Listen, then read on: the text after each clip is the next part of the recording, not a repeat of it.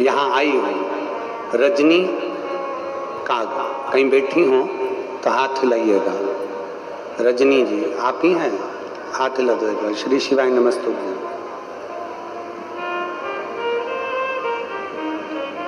आ जाओ, एक बेलपत्र ले जाना। आ जाइए।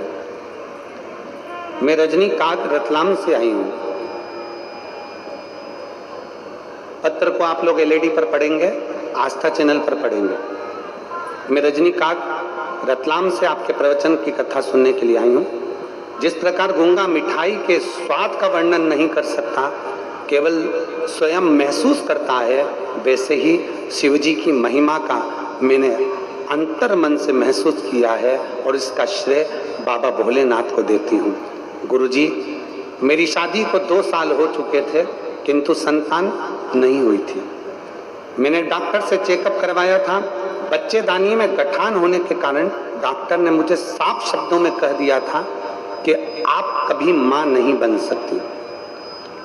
मैंने भोलेनाथ पर विश्वास करा। रतलाम के पास बिलपाक गांव में विरूपाक्ष महादेव के मंदिर में मैंने बाबा देवादिदेव महादेव की खूब अर्चना करी, बाबा से विनती करी और बाबा से निवेदन कर कर शंकर जी की आराधना करी, जल चढ़ाया, शिव की आराधना करी, बेलपत्र का प्रयोग करा, आंकड़े की जड़ प्रयोग करा।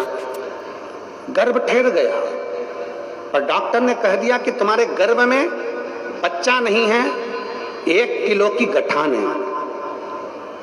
अब फिर जब 1 किलो की गठान, अब करे तो करे क्या? मैं बाबा का क्या वर्णन करूं गुरुदेव। बाबा की ऐसी कृपा हुई कि समय के अनुसार गर्भ में जो बच्चा था उसने जन्म लिया और जन्म लेने के बाद जब गठान की सोनोग्राफी दूसरी बार 6 महीने के पश्चात बच्चे के जन्म के बाद जब दूसरी बार सोनोग्राफी कराई गई तो जो 1 किलो की गठान थी वो भी पूरी गल चुकी थी। मैं बाबा को यहाँ धन्यवाद देने के लिए, मैं शिव को धन्यवाद देने के लिए। अब ये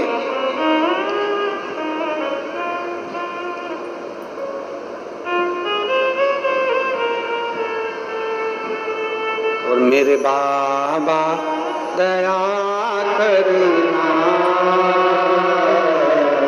मैं तेरे भरोसे,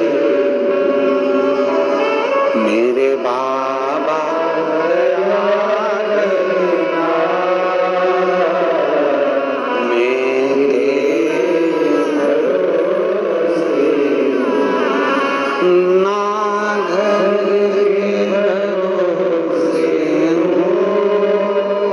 ना घर इस पंडाल में आकर बैठा। उसने पत्र में लिखा,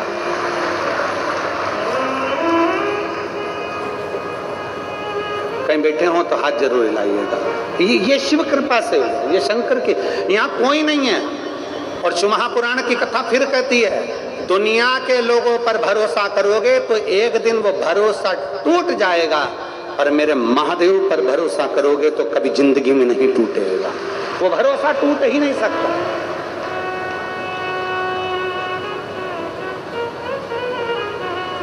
आप किस पर भरोसा कर रहे हैं? आप किसके ऊपर विश्वास कर रहे हैं? आप किसके ऊपर भरोसा कर रहे हैं? आप किसके ऊपर भरोसा कर कर बैठे हो? किसके ऊपर भरोसा आप कर रहे हो? आपके ऊपर वो निर्भर करता है। आपका विश्वास किसके प्रति है वो आप पर निर्भर करता है। परिवार, नाते, रिश्ते, कुटुंब, कबीला, अपने पराए, ये तो तुम्हारे ऊपर अपशब्द कहेंगे, ताने भी देंगे, गाली भी देंगे, आड़ा टेढ़ा भी कहेंगे।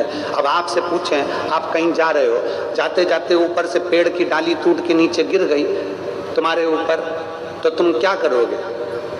जम के तो बोलो।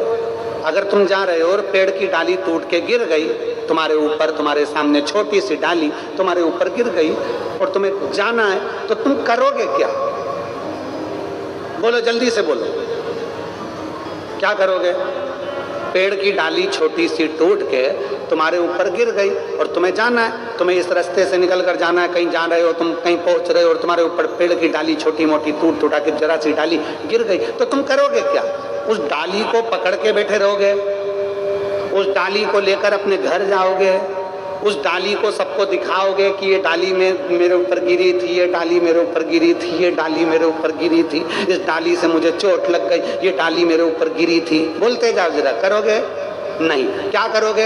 अगर पेड़ की डाली तुम्हारे ऊपर गिरी है, तुमने वो पेड़ की डाली को उठाकर एक कोने में फेंका और अपन अपनी मंजिल की ओर आगे बढ़ गए, अपने कार्य के लिए आगे बढ़ गए, अपन चलते चले गए,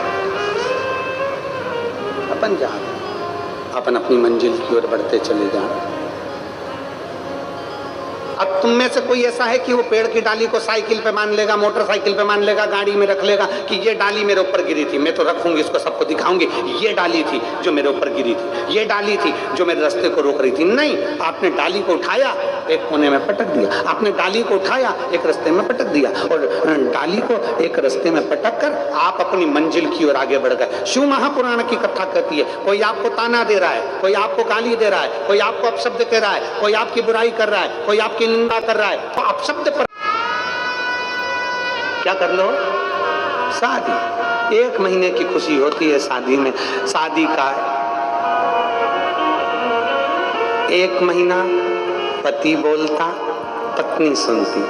शादी का दूसरा महीना पत्नी बोलती, पति सुनता। शादी के बाकी के महीने पति पत्नी दोनों बोलते, पूरा मोहल्ला सुनता।